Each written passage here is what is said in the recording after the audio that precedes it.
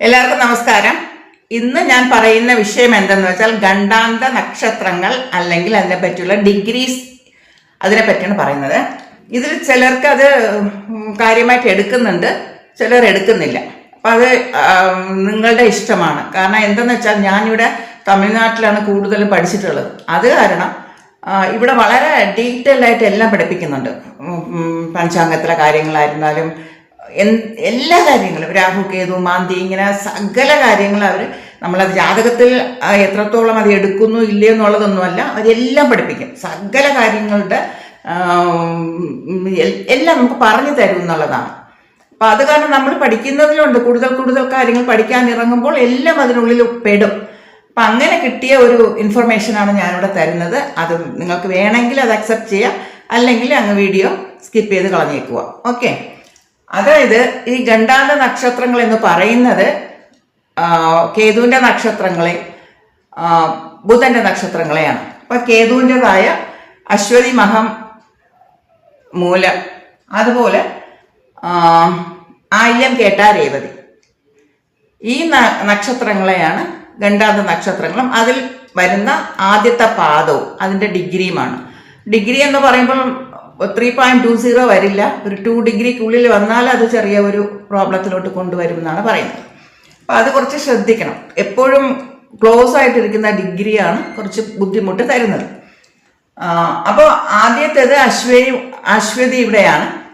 അപ്പോൾ ഇതിൽ 3 മണ്ഡലമായിട്ട് തിരിച്ചിട്ടുണ്ട്: ചൊവ്വ മണ്ഡലം, സൂര്യമണ്ഡലം, ഗുരുമണ്ഡലം. അപ്പം ചൊവ്വ മണ്ഡലത്തിൽ ആദ്യത്തെ അശ്വതി തുടങ്ങി ആയില്യത്തിൽ ഇവിടെ അവസാനിക്കുന്നു. അതുപോലെ സൂര്യമണ്ഡലത്തിൽ മഹം തുടങ്ങി കേട്ടയിൽ അവസാനിക്കുന്നു. ഈ ഗുരുമണ്ഡലത്തിൽ, അതായത് ധനുസ് മണ്ഡലത്തിൽ മൂലം നക്ഷത്രത്തിൽ തുടങ്ങി രേവതിയിൽ അവസാനിക്കുന്നു. അപ്പം ഇതാണ് ഈ 3 മണ്ഡലം പറയുന്നത്. അപ്പം ആദ്യത്തെ ഒരു ഡിഗ്രി അല്ലെങ്കിൽ ഇതിൻ്റെ അവസാനത്തെ ഡിഗ്രിയാണ് ഏറ്റവും കുറച്ച് ബുദ്ധിമുട്ട് തരുന്ന ഡിഗ്രി ആയിട്ട് പറഞ്ഞിട്ടുള്ളത്. അശ്വതിയുടെയും മഹത്തിൻ്റെയും മൂലത്തിൻ്റെ ആദ്യത്തെ ഡിഗ്രിയും ആയില്യം, കേട്ട, രേവതിയുടെ അവസാനത്തെ ഡിഗ്രിയുമാണ് ഈ ഒരു ഗണ്ടാന്ത നക്ഷത്രങ്ങളിലെ ഡിഗ്രിയും കണക്കാക്കുന്നത്. മനസ്സിലായല്ലോ? അപ്പം ഇവിടെ എന്താണ് ഉദ്ദേശിക്കുന്നത് വെച്ചാൽ, ഇത് ഇത്രയും നമ്മൾ നോക്കുമ്പോഴും ഈ നവാംശത്തിൽ നോക്കുമ്പോൾ എല്ലാം കേതുവിൻ്റെ നക്ഷത്രങ്ങളായ അശ്വതി, മഹം, മൂലത്തിന് മേടത്തിൽ തന്നെ വരും. അതേ സ്ഥലത്ത് തന്നെയാണ്, അതായത് മേടത്തിൽ തന്നെയാണ് നമുക്ക് നവാംശത്തിലും കാണിക്കുന്നത്. അപ്പം ഇവിടെ വരുന്ന ആ ഒരു ഗ്രഹം ഇവിടെ നിൽക്കുകയാണെങ്കിൽ, അത് ഇവിടെ ആയിരുന്നാൽ ഗ്രഹം നിൽക്കുമ്പോൾ അത് വർഗോത്തമത്തിലാണ് വരുന്നത്. അതും ശ്രദ്ധിക്കണം. അതുപോലെ ഈ ബുധന്റെ നക്ഷത്രങ്ങളായ ആയില്യം, കേട്ട, രേവതി മീനത്തിലാണ് വീഴുന്നത്. നവാംശവും മീനത്തിലാണ് വീഴുന്നത്. അപ്പം അത് നിങ്ങൾ നോട്ട് ചെയ്യണം. അപ്പോൾ പൊതുവെ കേതുവിൻ്റെ നക്ഷത്രങ്ങൾ എന്ന് പറയുമ്പോൾ അശ്വതി 1 അതായത് ദൈവകുറ്റം എന്നാണ് പറയുന്നത്. അതിലൊരു ഗ്രഹം നിൽക്കുകയാണെങ്കിൽ മാക്സിമം ഈ ഗണ്ടാന്ത നക്ഷത്രങ്ങളിലോ ഡിഗ്രിയിലൊന്നും ഗ്രഹങ്ങൾ നിൽക്കാതിരിക്കുന്നതാണ് ഏറ്റവും ഉത്തമം. അത് വളരെ അതായത് കുറ്റങ്ങളൊന്നും ചെയ്യാത്ത ഒരു ജാതകമായിട്ട് എടുക്കാം നമുക്ക്. കുറച്ച് കാര്യങ്ങൾ ഈ ഒരു ഗണ്ടാന്ത നക്ഷത്രങ്ങളിൽ ഒന്നും ഗ്രഹങ്ങൾ നിന്നില്ലെങ്കിൽ വളരെ നല്ലതാണ്. കാരണം ലഗ്നപുള്ളിയോ അല്ലെങ്കിൽ ഏതെങ്കിലും ഒരു ഗ്രഹമൊക്കെ നിൽക്കാതിരിക്കുകയാണെങ്കിൽ ഏറ്റവും ഉത്തമമാണ്. അപ്പം അശ്വതി 1 കുറിക്കുന്നത് എന്തെന്ന് വെച്ചാൽ ദൈവകുറ്റമായിട്ടാണ് കുറിക്കുന്നത്.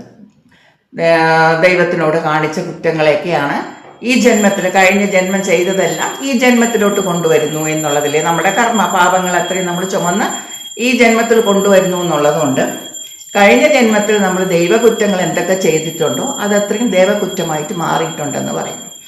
അതേസമയം മഹം എന്ന് പറയുമ്പോൾ അതൊരു കർമ്മ,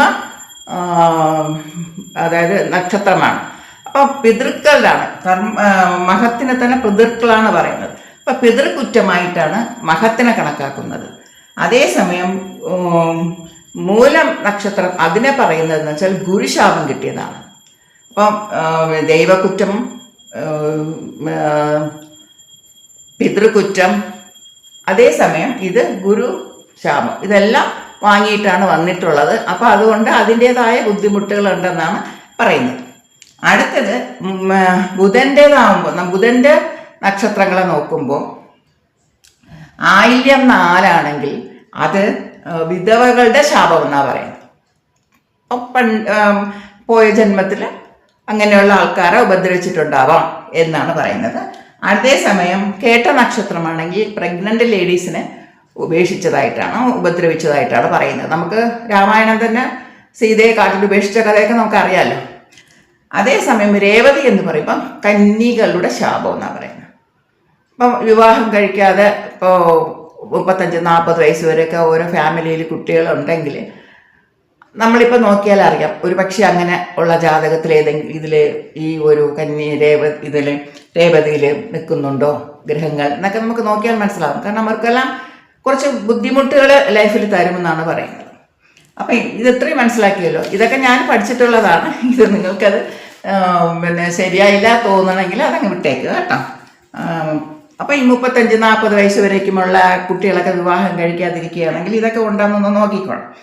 എന്തെന്ന് വെച്ചാൽ ഇപ്പോൾ ഒരു ഗ്രഹം അതിൽ നിൽക്കുകയാണെന്ന് വെച്ചോളൂ, ഈ അശ്വതി മഹാമൂലത്തിലോ ആയില്യം രേവതി കേട്ടയിലൊക്കെ നിൽക്കുകയാണെങ്കിൽ എന്താ പ്രശ്നം എന്ന് വെച്ചാൽ ഏത് ഗ്രഹം നിൽക്കുന്നോ ആ ഗ്രഹത്തിനെ കൊണ്ടുള്ള ബുദ്ധിമുട്ടുകൾ വരാം.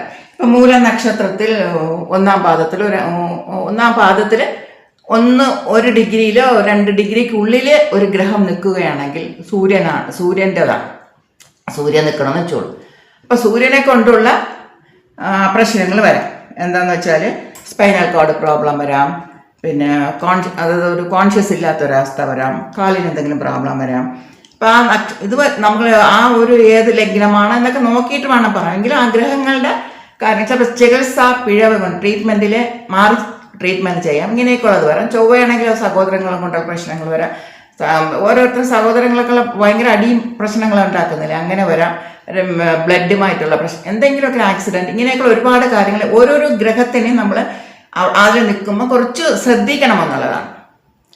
അപ്പം അതിനെ കൊണ്ടുള്ള ഉപദ്രവമുണ്ടോ, ആ ഗ്രഹത്തിന് എന്തൊക്കെ കാരകത്വങ്ങളൊക്കെ ഉണ്ടോ, അതനുസരിച്ചുള്ള ബുദ്ധിമുട്ടുകൾ നമുക്ക് ഉണ്ടോ എന്ന് മനസ്സിലാക്കണം. കാരണം ഗണ്ടാന്ത നക്ഷത്രത്തിൽ ഒരു ഗ്രഹം നിന്ന് കഴിഞ്ഞാൽ എല്ലാ സൗഭാഗ്യങ്ങളൊക്കെ ഉണ്ടെങ്കിലും ആളിന് ചിലപ്പം പെട്ടെന്ന് എന്തെങ്കിലും പ്രശ്നങ്ങൾ വരാനുള്ള ഒരു ചാൻസ് ഉണ്ട്. അതിങ്ങനെ ഒരുപാട് ജാതകത്തിൽ നമുക്ക് മനസ്സിലാകാത്തത് കൊണ്ടാണ്. ഈ ജാതക പൊരുത്തമൊക്കെ നോക്കുമ്പോൾ അങ്ങനെ നോക്കണം, വളരെ ശ്രദ്ധിക്കേണ്ടത്. അതാരും മൈൻഡില്ലാതെ വിടാൻ പാടില്ല. ഒന്ന് ശ്രദ്ധിച്ച് നോക്കിയാൽ മനസ്സിലാവും. അതാണ് കാരണം ഞാനത് എന്താ പറയുക, തീർച്ചയായിട്ടും നിങ്ങൾ നോക്കണമെന്നുള്ളത് എൻ്റെ ഒരു അപേക്ഷയാണ്. പക്ഷെ അത് എല്ലാവർക്കും അത് എടുക്കുന്നുണ്ടോ എന്ന് എനിക്കറിയില്ല. ഞാൻ കേരളത്തിൽ പഠിക്കാത്തത് കൊണ്ട് എനിക്കറിയില്ല അതിനെപ്പറ്റി. അവിടെ എന്താണ് പഠിപ്പിക്കുന്നതെന്നും എനിക്കറിയില്ല. പക്ഷെ എനിക്ക് ഇവിടെ നിന്ന് കിട്ടുന്ന ഇൻഫർമേഷനാണ് ഞാൻ തരുന്നത്. ഓക്കെ, അല്ലെങ്കിൽ എന്തെങ്കിലുമൊക്കെ ഹെൽത്ത് ഇഷ്യൂസ് ഉണ്ടാവാം, എന്തെങ്കിലുമൊക്കെ ഒരു ഉണ്ടാകുന്നതായിട്ടാണ് കണ്ടുവരുന്നത്. അപ്പോൾ ഇതിനൊക്കെ പരിഹാരങ്ങൾ എന്ന് പറയുമ്പോൾ നമുക്ക് എന്താ ചെയ്യണമെന്ന് വെച്ചാൽ ഇതിൻ്റെയൊക്കെ വൃക്ഷങ്ങൾ, ഓരോ ഗ്രഹങ്ങളുടെ ഓരോ നക്ഷത്രങ്ങളുടെ വൃക്ഷങ്ങളുണ്ട്. അപ്പോൾ ആ വൃക്ഷങ്ങൾ നട്ടുപിടിപ്പിക്കാൻ, ചെടികൾ നട്ടുപിടിപ്പിക്കാനൊക്കെ ഒരു സൗകര്യമുണ്ടെങ്കിൽ, കാരണം ചെടികൾ അത് നടുമ്പോൾ അത് നട്ട് കഴിഞ്ഞാലും അത് ചിലപ്പം വളരാൻ ബുദ്ധിമുട്ടുണ്ടാവും. അതിന് നല്ല ഒരു മെയിൻ്റെനൻസ് ഒക്കെ വേണ്ടേ. അപ്പം അതനുസരിച്ച് ചെടികൾ ആ ഒരു നട്ട് കഴിഞ്ഞാലും ഒരു പക്ഷേ അത് നല്ലതെന്നാണ്. ആ ചെടികൾ വളരെ ഈ ദോഷങ്ങൾ പരിഹാരമായിട്ട് മാറും എന്നുള്ളതാണ്. പിന്നെ ഈ പറയുന്ന പ്രഗ്നന്റ് ലേഡീസ് ആയിരുന്നാലും ഹസ്ബൻഡ് ഇല്ലാത്തവരായിരുന്നാലും ഗുരുക്കന്മാരായിരുന്നാലും ഈ പറയുന്ന ആൾക്കാർക്കെല്ലാം ഹെൽപ്പ് ചെയ്യുക എന്നുള്ളതാണ്. കാരണം കഴിഞ്ഞ ജന്മത്തിൽ ചിലപ്പോൾ നമുക്ക് ഈ ഒരു ബുദ്ധിമുട്ടുകളൊക്കെ നമ്മൾ കൊണ്ടുവന്നിട്ടുണ്ടെങ്കിൽ ഈ ജന്മം വീണ്ടും അത് ആവർത്തിക്കാതിരിക്കണമല്ലോ. വീണ്ടും അത് ഡബിൾ ട്രിപ്പിൾ എന്ന് പോകാതെ നമ്മൾ അതിന് വന്ന് ശാശ്വതമായിട്ടുള്ള ഒരു പരിഹാരം നമുക്ക് ഹെൽപ്പ് ചെയ്യാൻ പറ്റും. ഈ ജന്മത്തിൽ നമുക്ക് ചെയ്യാൻ പറ്റും. അപ്പം ഗുരുനാഥന് എന്തെങ്കിലും ഹെൽപ്പ് ചെയ്യുക, പിതൃക്കൾക്ക് ചെയ്യേണ്ട കർമ്മങ്ങളൊക്കെ ചെയ്യുക, പിന്നെ ഹസ്ബൻഡ് ഇല്ലാത്തവർക്ക് ഹെൽപ്പ് ചെയ്യുക, കുട്ടികൾക്ക് ഹെൽപ്പ് ചെയ്യുക. കന്നി അതായത് കന്നി ആയിട്ടുള്ള കുട്ടികളാണ്, അവർക്ക് കല്യാണം ആകാത്തൊരവസ്ഥയിലാണെങ്കിൽ ആ കല്യാണത്തിന് വേണ്ടിയുള്ള ഒരു ഹെൽപ്പ് നമ്മളെ കൊണ്ട് ചെയ്യാൻ പറ്റുന്നത് ചെയ്യുക. ഇങ്ങനെയുള്ള ഈ പരിഹാരങ്ങളൊക്കെ ഞാൻ പറയുന്നതെല്ലാം മനുഷ്യർക്ക് ചെയ്താൽ മതി. ദൈവത്തിന് ചെയ്യുന്നതിനേക്കാളും മനുഷ്യർക്ക് ചെയ്യുന്നതാണ് ഏറ്റവും ഉചിതമായിട്ട് എനിക്ക് തോന്നിയിട്ടുള്ളത്. ഞാൻ അങ്ങനെയുള്ള പരിഹാരങ്ങളെ പറയാറുള്ളൂ. പിന്നെ ഇവിടെ നമുക്ക് തമിഴ്നാട്ടിൽ പഠിച്ചത് കാരണം കുറേ തമിഴ്നാട് അമ്പലങ്ങളൊക്കെ പറയുന്നുണ്ട്. പക്ഷെ അതൊക്കെ ഞാൻ കേരളത്തിലുള്ളവർക്ക് പറഞ്ഞു കഴിഞ്ഞാൽ അവർക്കെല്ലാം ബുദ്ധിമുട്ടാവും. അപ്പം അതുകൊണ്ട് ആ ഒരു രീതിയിലുള്ള പരിഹാരങ്ങളൊന്നും ഞാൻ പറയാറില്ല. ഞാൻ കൂടുതലും ഇങ്ങനെയുള്ള ആളുകൾക്ക്, പാവപ്പെട്ട ആളുകൾക്ക് ഹെൽപ്പ് ചെയ്യുന്ന രീതിയെ ഞാൻ പറയാറുള്ളൂ. കാരണം പുതിയ പുതിയ ബുദ്ധിമുട്ടുകൾ ഉണ്ടാക്കാതെ അവർക്ക് എന്തെങ്കിലും ഹെൽപ്പ് ചെയ്യുക. ഈ ജന്മവും അവരുടെ കയ്യിൽ നിന്നൊക്കെ ശാപം വാങ്ങാതിരിക്കുക, അത് മാത്രമാണ് നമുക്ക് ചെയ്യേണ്ടത്. അപ്പം ഈ ഗണ്ടാന്ത നക്ഷത്രങ്ങൾ കൊണ്ടും ഈ ഡിഗ്രി കൊണ്ട് ഉദ്ദേശിക്കുന്നത് ഇത് തന്നെയാണ്. അപ്പം ഇതൊന്ന് ശ്രദ്ധിച്ച് നോക്കുക. ജാതകത്തിൽ ഇതൊക്കെ ഉണ്ടെങ്കിൽ ഒന്നതിനെ അടയാളപ്പെടുത്തിയിട്ട് ഇതിനെ കൊണ്ടുള്ള ഫലങ്ങളുണ്ടോ. ഇപ്പം വീട്ടിൽ പിന്നെ കന്നിശാപം എന്ന് പറയുന്നു, വീട്ടിൽ ഒരു 40 വയസ്സ് വரைക്കും വിവാഹം കഴിയാതെ ഇരിക്കുന്നവരോ, അല്ലെങ്കിൽ 60, 70, 80 വയസ്സ് വരയ്ക്കും വിവാഹം കഴിയാതെ തന്നെ മരിച്ചുപോയ ആൾക്കാരുണ്ടെങ്കിലൊക്കെ ആണെങ്കിൽ ഈ ഒരു ശാപമുണ്ടോ എന്നൊക്കെ ഒന്ന് നോക്കിയാൽ മതി. അപ്പം അതിന് പ്രതിവിധി നമുക്ക് ചെയ്യാൻ പറ്റുന്നത് ഇപ്പം നമ്മൾ ഹെൽപ്പ് ചെയ്യുക. എല്ലാവർക്കും അതേപോലെ ആളുകൾക്ക് കുറച്ച് ഹെൽപ്പ് ചെയ്താൽ മാത്രം മതി എന്ന് മാത്രമേ പറയാൻ പറ്റുള്ളൂ. ഇത് നോക്കുക. നിങ്ങൾക്കത് സ്വീകാര്യമായിട്ട് തോന്നുകയാണെങ്കിൽ ഇതിലെന്താണെന്നുള്ളത് ശ്രദ്ധിച്ച് നോക്കുക. Okay, thank you.